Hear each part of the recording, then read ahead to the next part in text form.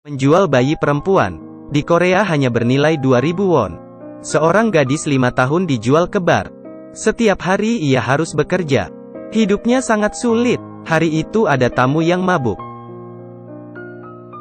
Tidak terlalu mabuk, ia tidak mengizinkannya, tetapi dia terus mendekatinya. Wajah gadis itu terluka dan berdarah. Tapi karena tidak punya cukup uang, bos menggunakan obat untuk mendisinfeksi luka agar bisa bertahan. Anak itu sangat ketakutan, tapi sepertinya tidak ada yang memperhatikan apakah gadis itu akan hidup atau mati.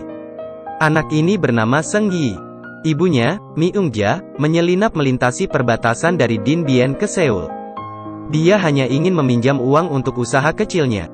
Tanpa ragu dia tidak tahu bunga yang harus dia bayar. Mi Eung-ja belum melunasi pokok pinjaman. Para rentenir dengan paksa membawa putrinya pergi, memaksanya untuk menjadi agunan. Di tengah jalan Seung Yi mengambil kesempatan untuk kabur, pulang dengan satu kaki tanpa alas. Tapi tidak ada siapapun di rumahnya. Ternyata saat ibunya sedang memikirkan cara mengumpulkan uang, sayangnya dia ditangkap oleh polisi. Dalam beberapa hari dia akan dideportasi kembali ke negara asalnya. Dan Seung Yi akan menjadi yatim piatu. Seung Yi yang tidak bersalah, membawa barang bawaan yang berat di bahunya, tanpa sadar mencari ibunya.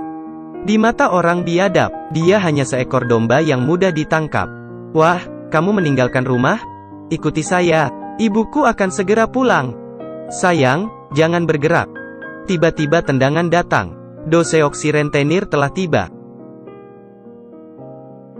Jangan melihat penampilan garang orang ini.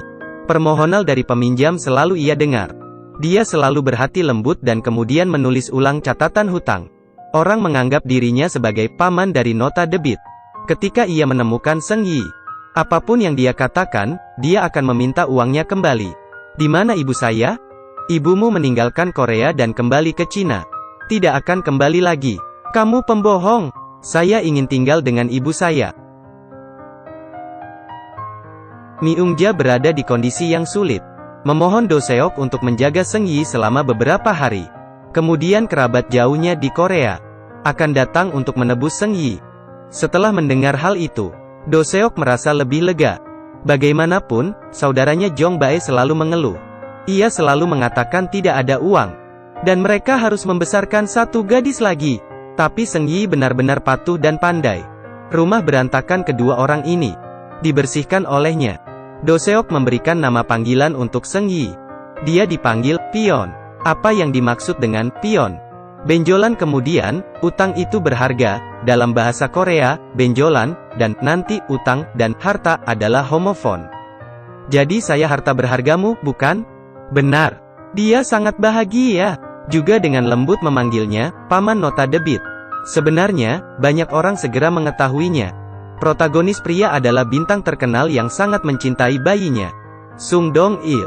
Kedua pria pemberi pinjaman ini sangat jahat. Mereka makan tapi tidak membayar makanan, memukul wanita di jalan. Jika tidak membayar hutang, mereka akan segera menyandera anak itu. Besok sebelum jam 4, harus menyerahkan uang.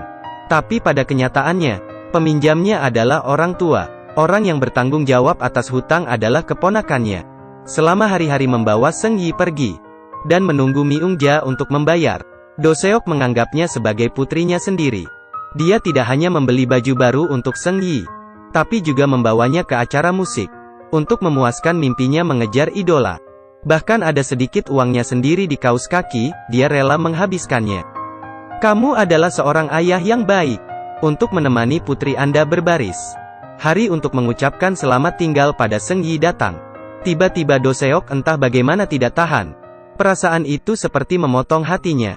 Dia memberi Seung Yi intercom, mengatakan padanya untuk meneleponnya jika ada yang tidak beres. Berbalik, dia mengeluarkan hadiah lain. Apa itu mesin CD? Untuk mendengar, bukan? Tapi tiba-tiba 10 hari berlalu. Belum ada kabar dari Seung Yi. Do Seok mengatakan dia tidak peduli, tapi diam-diam mengirim pesan suara ke Seung Yi. Pion saya. Ini paman Do Seok. Kamu tidak merindukan saya? Do Seok tidak bisa menunggu lebih lama lagi. Dia datang untuk mencari orang tua yang membawa Seung Yi pergi. Setelah beberapa pukulan, dia akhirnya berhasil menanyakan detailnya. Orang tua ini bukan kerabatnya. Dia adalah mafia yang mengincar imigran gelap. 2.000 won untuk menjual anak itu. Tanpa mempertimbangkan apakah dia aman atau tidak. Berbuat seperti ini. Apakah kamu masih manusia? Setelah mendapatkan alamatnya, Do Seok segera pergi ke bar di malam hari. Mari datang pada saya. Melihat Seng Yi hampir rusak kecantikannya. Cintanya pada anak ini membuatnya marah. Mengapa kamu tidak membawanya ke RS? Apa yang lebih buruk dari wajah gadis kecil yang terluka itu? Do Seok harus menjual mobil untuk membayar uang tebusan. Kemudian membawa Seng Yi ke operasi plastik dengan harga tertinggi agar tidak ada bekas luka yang tersisa. Kakaknya, Jong Bae tidak terlalu mengerti. Tapi Do Seok mengatakan dia tidak ingin nyawa Seng Yi hilang. Jika membawanya kembali, maka dia harus bertanggung jawab sampai akhir. Dia ingin Seng Yi pergi ke sekolah.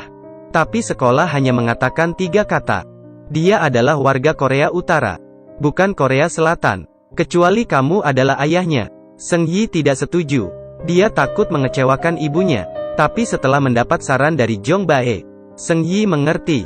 Selama dia hidup dengan baik, ibunya tidak akan sedih. Seperti kata dan kehendaknya, Do Seok menjadi wali Seng Yi. Seperti menjadi ayah pertama kali. Dia dengan kikuk menyiapkan makanan pertama untuk anaknya. Bergembira karena anaknya mendapatkan nilai sempurna untuk pertama kalinya. Setiap hari, ia datang menjemput anaknya dari sekolah tepat waktu. Melihat seorang laki-laki membawa Seng Yi di punggungnya ke rumah, dia berpikir putrinya diganggu.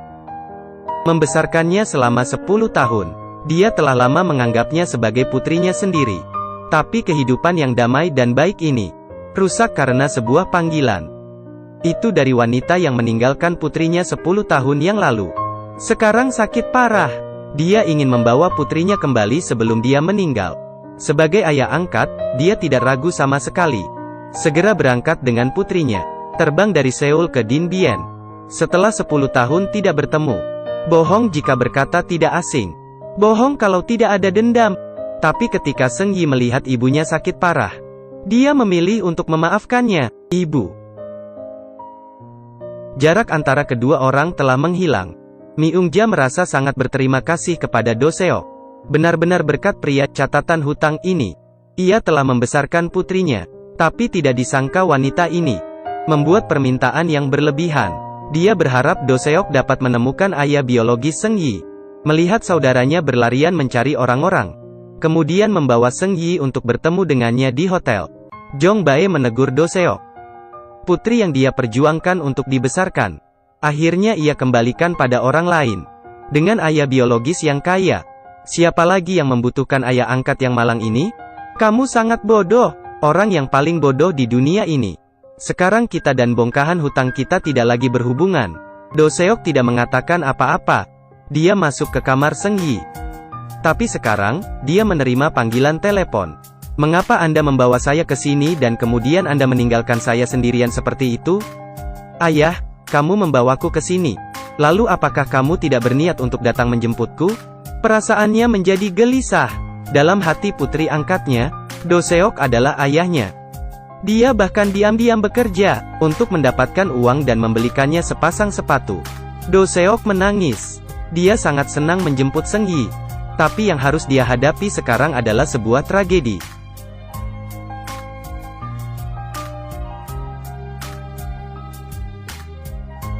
Setelah insiden itu, Do Seok menghilang. Seng Yi telah mencarinya selama lebih dari 10 tahun. Tetapi polisi masih tidak dapat menemukan informasi apapun. Sampai suatu hari, Seng Yi melihat iklan dengan homonim di pinggir jalan. Hatinya bergetar.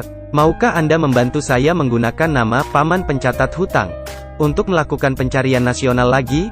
Seperti dugaannya, di Institut Kesejahteraan Ma Giatruan, ada seorang pasien bernama Paman Pencatat Hutang.